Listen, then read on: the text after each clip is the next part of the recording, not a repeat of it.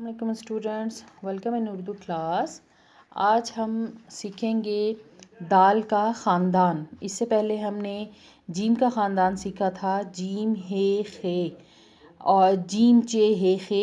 ये जीम का ख़ानदान होता है। और दाल का ख़ानदान जिसमें हमारे पास 3 मेंबर्स होते हैं, 3 फैमिली मेंबर्स होते हैं, दाल, डाल, ज़ाल। अगर आप इसको गौर से देखिए दाल की जो शक्ल है, जो शक्ल है वो गोल होती है, दाल, डाल और ज़ाल। लेकिन अगर हम रेड़े को देखें तो वो सीधे होते हैं। जैसे यहाँ पर हम अगर राइटिंग की प्रैक्टिस करें तो आपके पास दाल की शक्ल देखिए, दाल होगा गोल। जैसे ये लाइन है, इसमें आप दाल लिखेंगे, दाल, डाल, डाल के ऊपर टोपी, फिर ज़ाल, ज़ाल के ऊपर एक नुक्ता। इसी तरह से जब हम रे को लेते हैं, रे हम अगली वीडियो में, अगले सबक में पढ़ेंगे, लेकिन मैं सिर्फ आपको ये बताना चाह रही हूँ कि दाल जो है वो गोलाई में होता है और रे की जो फैमिली होती है, जो रे का ख़ानदान होता है, उसकी लिखाई हम ऐसे करते हैं।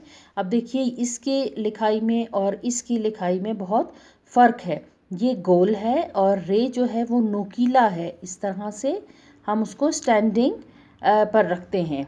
रे, रे, जे, जे। अब देखिए यहाँ पर अगर आप गौर से देखेंगे तो आपका ये जो रे है ये पूरा लाइन के ऊपर नहीं आया हुआ। दाल जो है वो पूरा इन लाइंस के दरमियान में है। अगर लाइन के ऊपर आप लिखते हैं तो ऐसे लिखेंगे। तो दाल जो है वो गोलाई में लिखा जाता है, रे जो है वो थोड़ा सा खड़ी अलिफ के साथ लिखा जाता है। एक सीधी स्टैंडिंग लाइन होती है, ये स्टैंडिंग लाइन के साथ फिर हम इसको रे को लिखते हैं। ये हम रे की तारुफ में पढ़ेंगे। अभी इस वक्त बताने का मकसद आपको सिर्फ इतना है कि दाल जो है वो गोल होती है और रे जो है वो ऊपर से नोकीली होती है।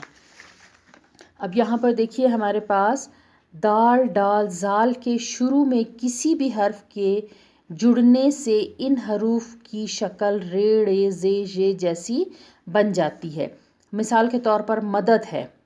अब देखिए मदद लफ्ज़ लिखा हुआ है, इसमें मीम दाल दाल है। देखें यहाँ पर अगर हम मदद लफ्ज़ लिखते हैं, मीम दाल दाल।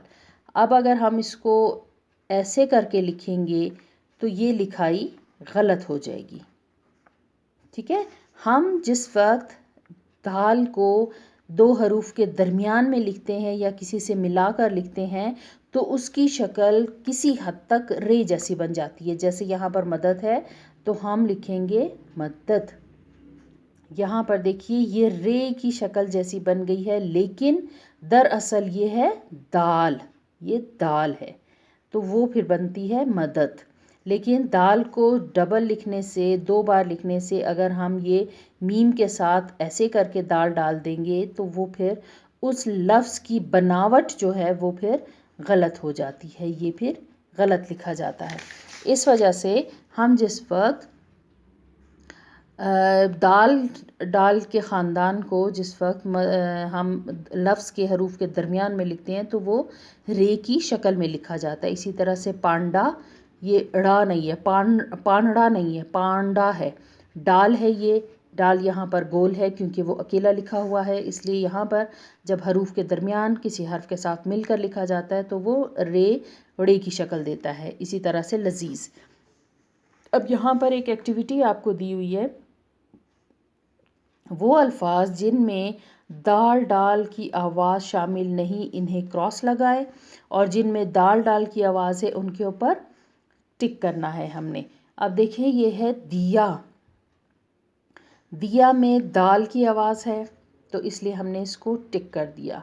ये प्याज है हमारे पास तो हमने इसको ज की आवाज़ दे रहे, जे, तो जे हमारे पास यहाँ पर नहीं है, दाल डाल की आवाज़ है तो हमने इसको क्रॉस कर दिया। ये है ढोल, ढोल ड डाल की आवाज़ दे रहा है इसलिए हमने इसको राइट किया। फिर इसी तरह से ये हमारे पास फल है, अनार आप इसको नारंगी कह सकते हैं। तो यहाँ पर हमारे पास इस एक तरह की कोई भी चीज़ नहीं है दाल में से, तो लिहाजा हमने इसको काट दिया। इसको हम डिब्बा कह सकते हैं, तो इसलिए डब्बे के ड से शुरू होने वाला लफ्ज़ हो रहा है, तो इस वजह से हमने इसको करेक्ट कर दिया। ये अंडा बना हुआ है।